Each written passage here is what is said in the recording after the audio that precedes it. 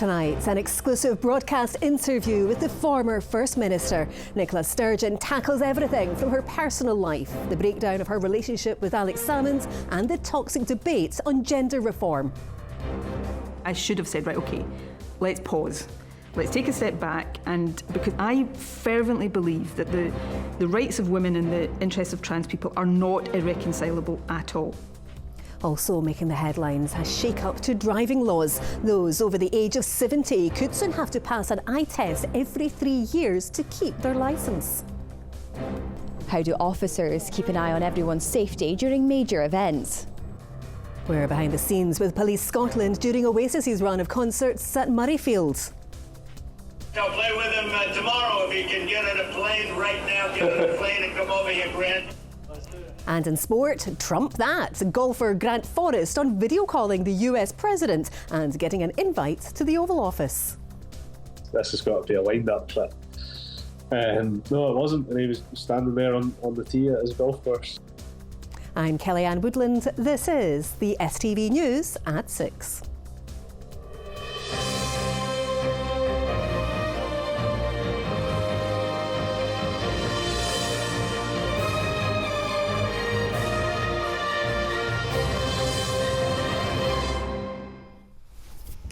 Good evening. For more than 8 years, she was Scotland's First Minister. Now, Nicola Sturgeon has been reflecting on her time in office, as well as rumours around her personal life and the breakdown of her relationship with Alex Salmond. In her only broadcast interview to be aired on STV this evening, she admits she should have paused gender reform legislation following a backlash. A warning, there's flash photography in this report from our political correspondent, Ewan Petrie. And again down here, please, sir. Nicola Sturgeon describes her relationship with Alex Salmond as one of the most successful partnerships in modern British politics. It came to an abrupt end when allegations of sexual misconduct against him emerged in 2018. However, she says the death of her former mentor brought a mix of emotions. I still miss him in some way, the person that I used to know and the relationship we used to have, but I thought I had made my peace with it, that I'd got to a point where I felt nothing.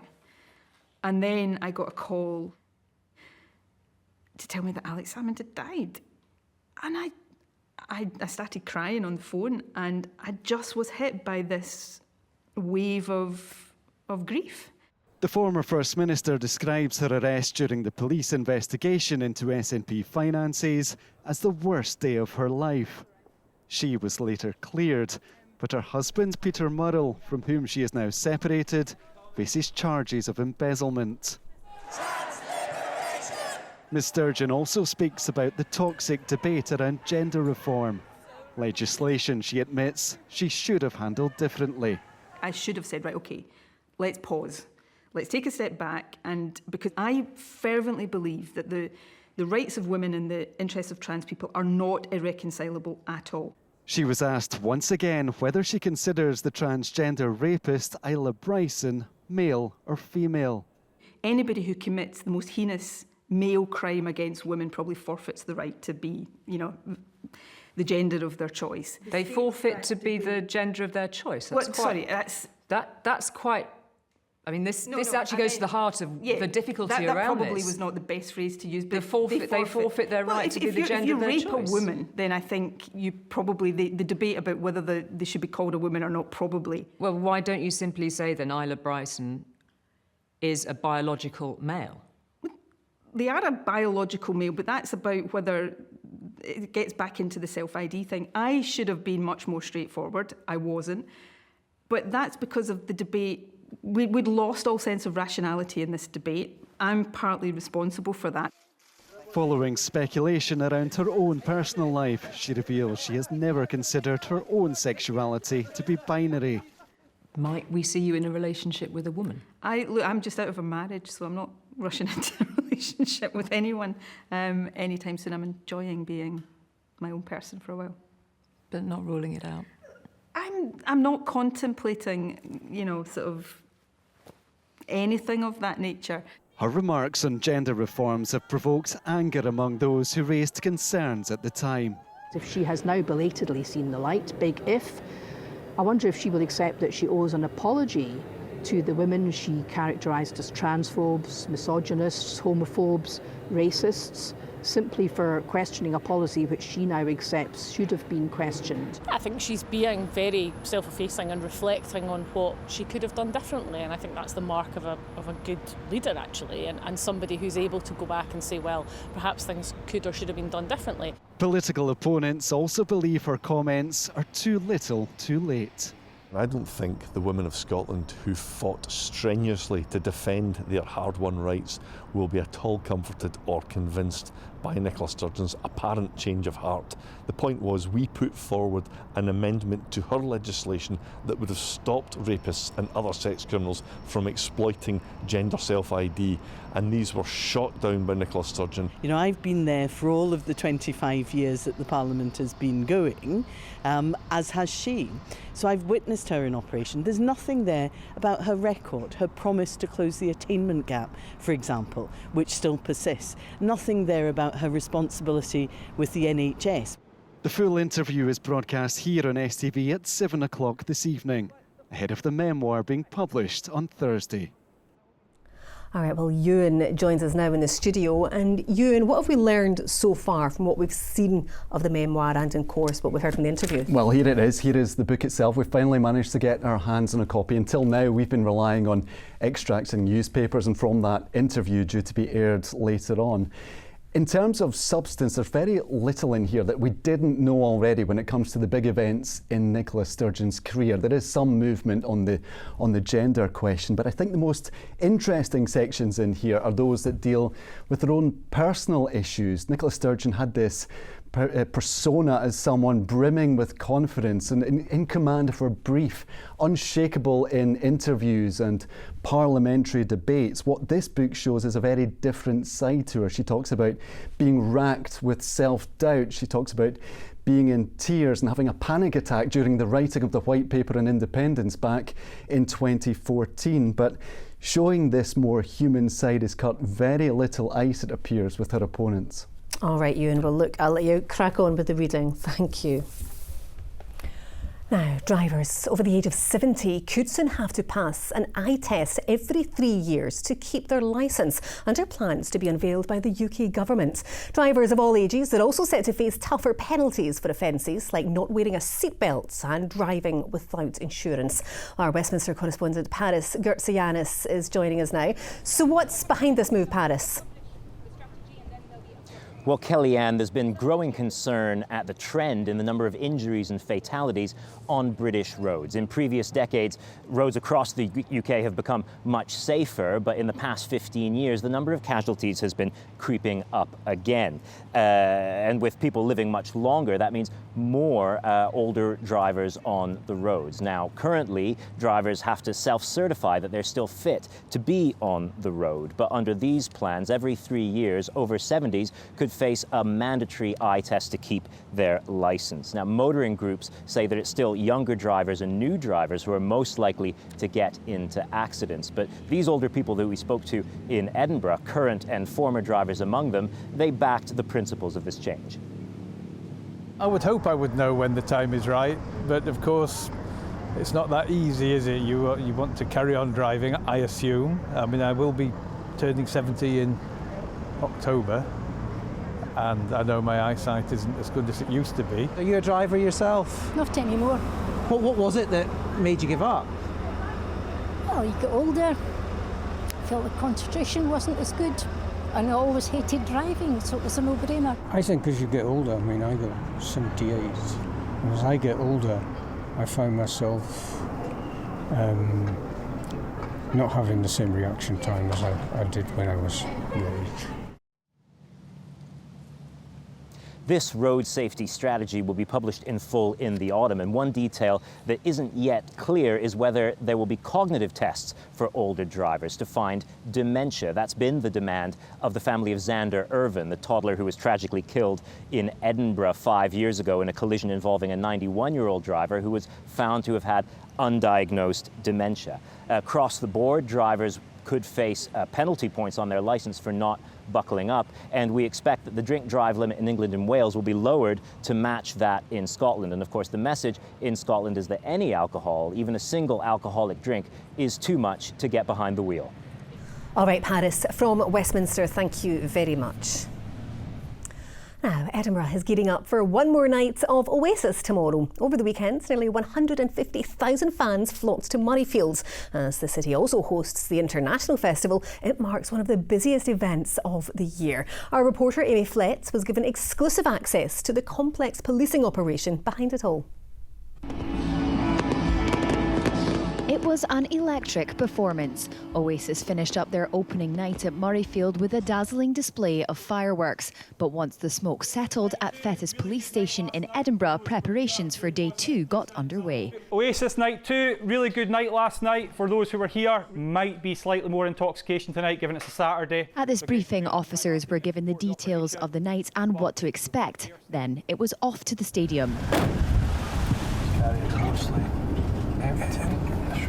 But as well as officers on the ground back at base, the team in the Multi-Agency Coordination Centre, or the MAC, were gearing up for the night ahead. So here we have the Silver Commander, who's responsible for overseeing all of the operations across the city. To my right, we have the CCTV operator, who's operating City of Edinburgh Council's CCTV on our behalf to help us safely deliver these events. The CCTV to my left allows us to have that really good understanding of what's going on right across the city.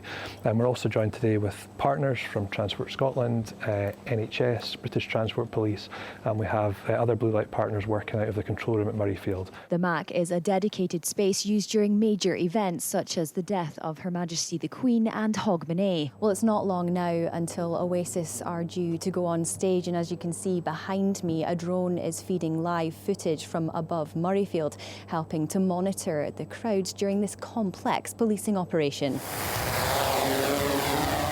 Alongside helicopters, it's the latest technology Police Scotland is using to enhance decision-making. Scotland-wise, we cover an enormous area. It's a huge force area that we deliver for services to, so the helicopter and the drones provide that kind of joined-up service that allows us to put the right asset to the right job and provide the best service to our local teams. And with the use of helicopters comes environmental considerations. We are the first police force in the UK to move towards sustainable aviation fuel. What we are seeking to demonstrate is that you can take that tangible step in terms of sustainability now, despite the target being 2030. We're hoping this will encourage more operators, not just in the police sector, but in the emergency services sector as well, to come on board with sustainable aviation fuel. With just 3 arrests on Friday night, the weekend proved a successful operation for the force. I think that the small number of arrests really shows the good nature of the support of fans that were coming to see the concert. With only 3 arrests for minor disorder, I think that's fantastic. Tomorrow, Oasis will play one final night at Murrayfield, bringing the Scottish leg of the tour to a close and a bit more calm to the capital amidst the frenzy of the festivals. Amy Flett, STV News, Edinburgh. Nicholas Rossi, who was extradited from Scotland to the United States, has gone on trial in Utah, accused of raping a woman in 2008. Prosecutors are trying 2 separate rape cases, with the first now underway in Salt Lake County. Nicholas Rossi, who is using his original surname Alaverdian, denies both charges. Jurors have been told the woman who alleges Rossi raped her when she ended a month-long relationship came forward after seeing news coverage following his arrest in Glasgow in 2021. 3 men are to stand trial charged with a murder in Glasgow more than 20 years ago. Malcolm Kelt, Alan Colvin and Mark Harris are accused of killing Darren Burt in Berlanark in 2002. Prosecutors claim the 22-year-old was struck with weapons, including a knife and hammer. Lawyers for the trio entered pleas of not guilty, and the trial has been set for October next year. 2 13-year-old boys have been charged after police chased a stolen DPD van through a town in South Lanarkshire.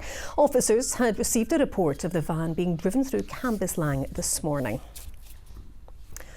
Now, in August 2020, the Lifeline road connecting Argyll on the A83 was hit by a major landslide. 5 years on, and the stretch of road at the Rest and Be Thankful is still closed to two-way traffic. It's just the latest unwelcome anniversary for locals. Well, today, the road is shut again for the latest in a series of ground investigations, but a permanent solution is still a long way off. Tara Fitzpatrick reports. Since opening in 2022, day trippers across Scotland have been attracted to the boat shed for its coffee and its lochside views. But like so many Argyll businesses, the cafe relies on the stretch of the A83 at the Rest and Be Thankful, a road plagued by decades of closures and convoy delays. So for us, you're now dependent on day trippers. If they're sitting in Glasgow, Edinburgh, wherever, and they look at the map and it says they've got to get a ferry or go via Kinlarrock, they just leave it to the other time, which is exactly what I would do. But what that means for us is we'll have a full staff team here with almost nobody to serve, so it literally makes a difference from us being in profit or losing money. Kate drives to work here from Glasgow. It's like back round the corner the whole time because there's that many people trying to get it that way, because you know that the Rest is going to add on that extra 15 or even 30, 40 minutes, especially if I'm leaving at 6:30 to get here for 8. I'll either arrive then about 8:30, 9 o'clock, hit the Rest is shut or something's gone with the Army Road. You never know. It's like you're always uncertain. It's now 5 years since a major landslip blocked the road and temporary traffic lights were put in place. Over the last 4 months, a series of ground investigations have closed the road completely, with more scheduled this week. Well, for drivers on this stretch of the A83, tailbacks due to those temporary traffic lights have just become a part of ordinary daily life. But when the works close this road entirely, that is when traffic is then diverted here to the single-track Old Military Road, causing even longer delays. Now, that's happened time and time again through the summer, but will have to continue if a long-term solution is ever to be reached. £420 million plans for a debris shelter are in the early stages and will take years to complete. For campaigners, action has been too slow. All we're asking for is a two-way road that stays open when it rains. This impacts not only people trying to reach the central belt, because for hospital appointments or to access services and get to other parts of the country. It's also impacting businesses. Transport Scotland say the government are treating the issue with the seriousness and urgency it deserves. But for businesses, dealing with the toll of Scotland's most infamous road continues. Tara Fitzpatrick, STV News, Lochgoilhead. All right, let's get your sport now with Raman, and you're starting with a unique story, aren't you? Kelly, I never did I think we'd be talking about the President of the United States in the sports section of our programme, but that's what we're doing tonight after a video call with Scottish golfer Grant Forrest.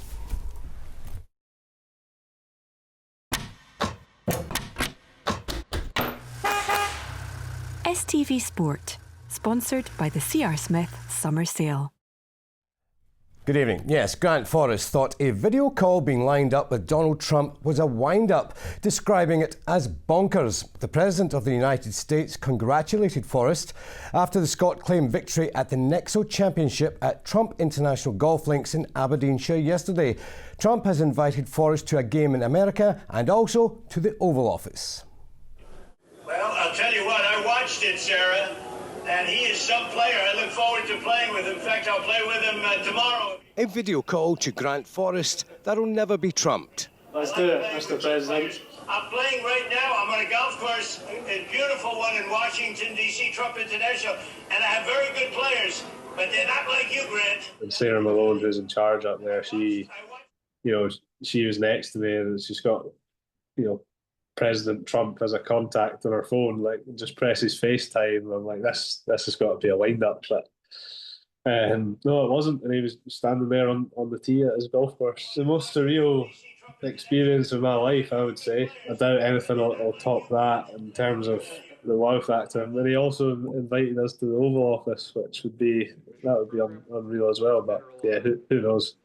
Bonkers, really. And yeah. If I'm the first, then it's a great honour, really. The video call was made after Forrest won the Nexo Championship by 4 shots, his first tour title in 4 years.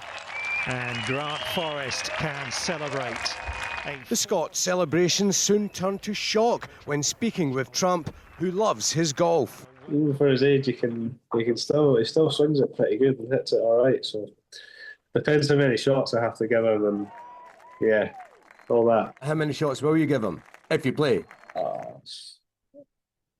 I don't know. Probably whatever the Secret Service tell me I need to give him. So watch this space. The man from West Lothian could be heading to Washington. Yes, that's a video call he'll never forget. On to football news, and Rangers are close to completing a deal to sign defender Noble Mendy from La Liga club Real Betis. It comes as Russell Martin reiterated he can change his side's bad habits following more drop points in the league. Meanwhile, Celtic's Benjamin Nygren has set his sight on Champions League qualification after getting off the mark for his club at the weekend. Here's Jamie Borthwick. Ready to become summer signing number 10 for Rangers. Left-sided defender Noble Mendy is close to moving to Ibrox from Real Betis to strengthen Russell Martin's defensive options.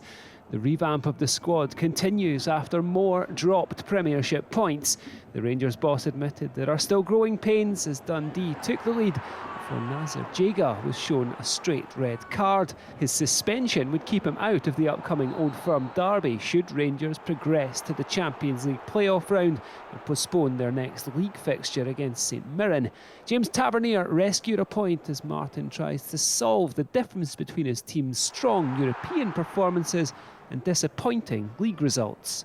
I've not been here for very long, but I've been told that's gone on for quite some time. So it's about changing habits. I've spoke about this a lot, and we will. I'm convinced of it. So we're learning all the time about the group. They're learning about what needs to be expected and put on all the time, and we didn't do it enough today. Celtic summer recruit Benjamin Nygren is up and running in the scoring charts after netting the opening goal of the 2-0 victory at Aberdeen.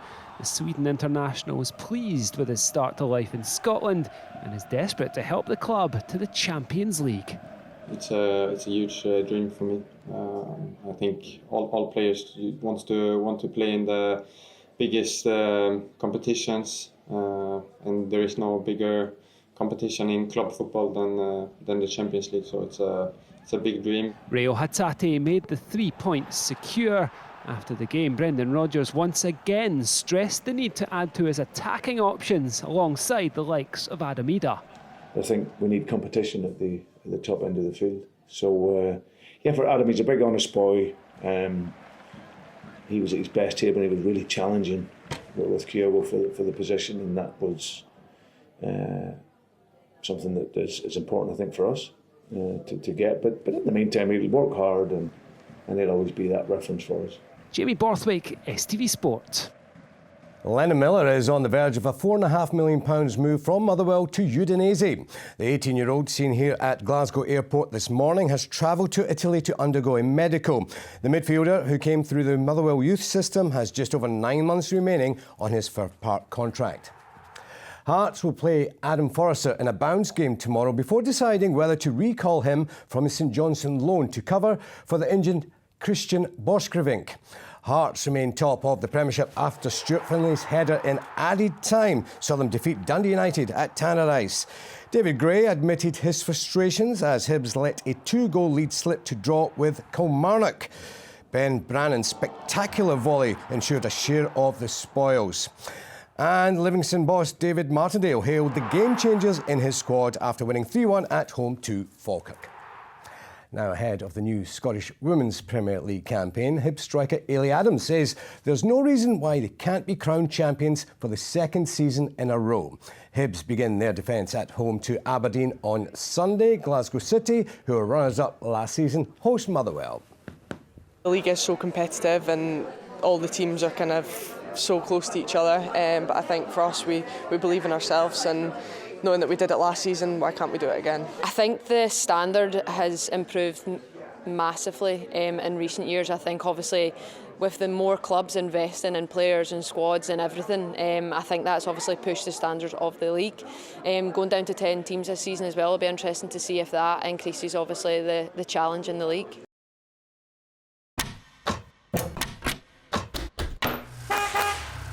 STV Sport, sponsored by the C.R. Smith Summer Sale.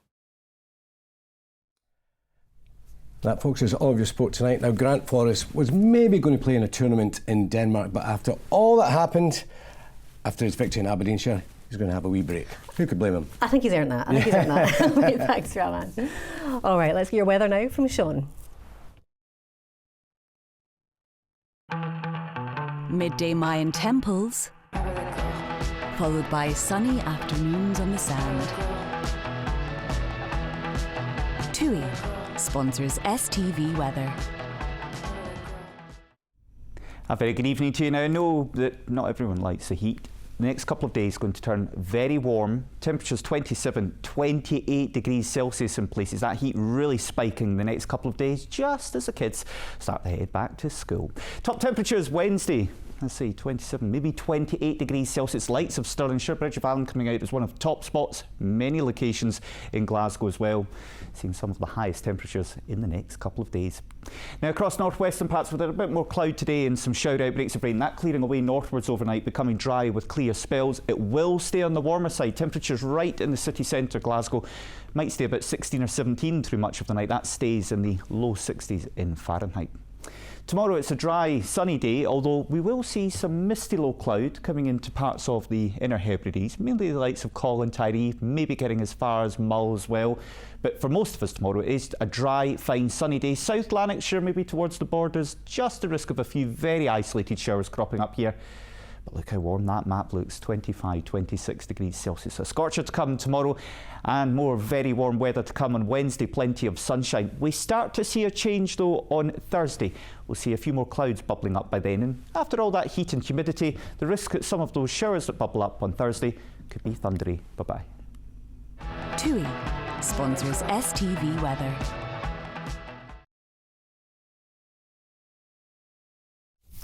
And finally, a reminder, in just over 30 minutes, that exclusive interview with Nicola Sturgeon will be shown here on STV. Here's Julie Etchingham. From a string of election victories to fighting for her personal reputation, Scotland's first female First Minister could not have charted a more turbulent few years.